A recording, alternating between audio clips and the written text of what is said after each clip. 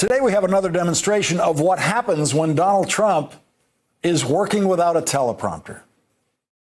I spoke to Secretary General yesterday, and we had a great conversation. He was very, I think he was actually excited by it. And I actually had a name, NATO, right? And then you have ME, Middle East. You'll call it NATOME. I said, what a beautiful name, NATOME. I'm good at names, right? USMCA, like the song, YMCA. Everybody, nobody could remember USMCA. I said, think of the song, YMCA. Now everybody says it. There was more insanity in that short burst of presidential speech than our country's entire history of presidential speeches.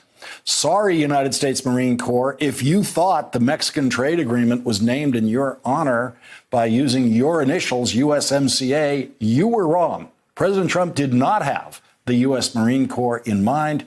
He had these people in mind.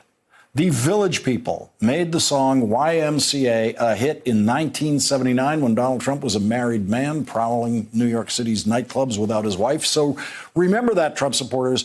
The Trump name for the new Mexican trade agreement is in honor of not the United States Marines. It's in honor of the Village People, those Village People right there on your TV screen, which is interesting, but not outright crazy, like saying the Middle East should be in the North Atlantic Treaty Organization, an organization in which each member pledges to join in the military defense of every other member. That means that every member of NATO would be immediately militarily engaged in the Middle East every time a missile is fired, including missiles fired by Donald Trump in the Middle East. It is impossible to listen to Donald Trump say things like that and then fall into lines supporting him unless you have the capacity to completely surrender your ability to think.